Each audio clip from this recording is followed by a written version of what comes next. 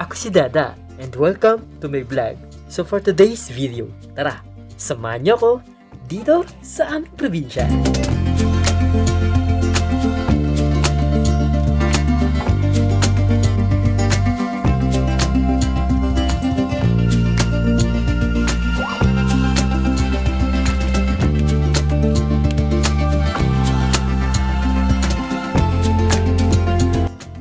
Niloto ko pala to yung tira ng panang baboy nung birthday ng kapatid ko.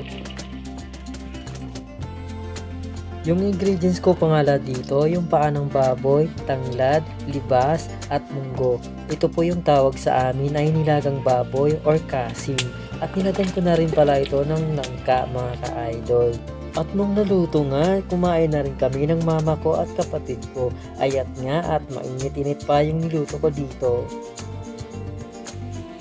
Ayun na nga, sa itsura pa lang matatakam ka na. Sobrang sarap nito mga ka-idol. Ito pala yung mga kinakain namin mga Ilonggo. Yung tawag dito ay nilagang kasim sa paa ng baboy. At pagkatapos ko nga kumain at sinamahan ko yung pamangkin ko dito sa ilog at parang paliguan yung aming kalabaw.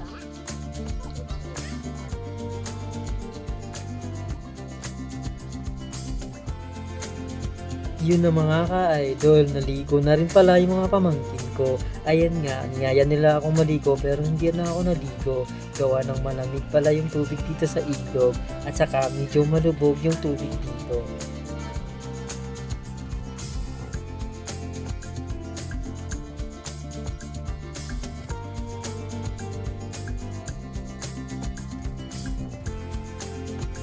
At ayun na mga ka-idol, enjoy na enjoy mga pamangkin ko sa pagtampisaw sa ilog.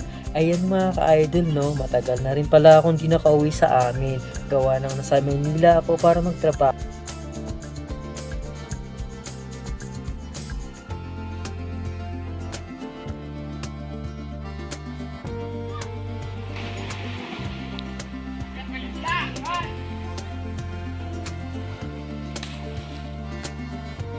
Ngayon namin pumunta sa ilog, pumunta ako dito sa palayan namin at para tumulong sa pagtanim ng palay. Matagal-tagal na rin pala hindi ako nakapagtanim ng palay. Sobrang na-miss ko yung ganong klaseng gawain dito sa probinsya namin. Ayun nga, kasama ko pala dito yung stepfather namin at kapatid ko.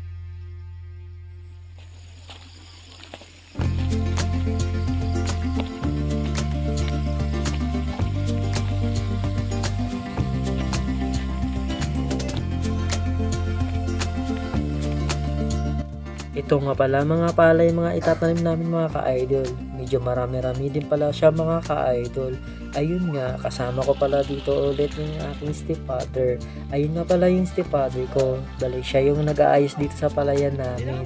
Kawawa naman po siya kasi medyo matanda na siya. Ayun nga, kaya nga ako sumama dito para tulungan siya.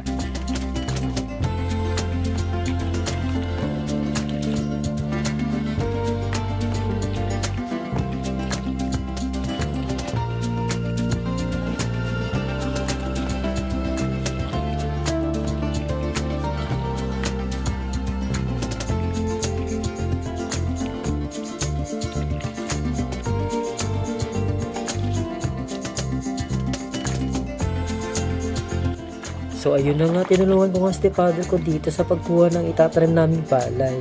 Ayun nga, hindi rin pala biro yung pagtanim ng palay mga ka-idol.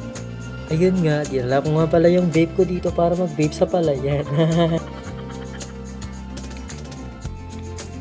So ayun na mga ka-idol, medyo mabigat-bigat pala yung pagkuha nitong sabon. Sabon pala yung tawag nito sa amin mga ka-Ilonggo mga ka-idol. Mga ka-idol, naglagay pala ako ng takip dito sa mukha ko. Sayang naman kasi yung skincare routine ko.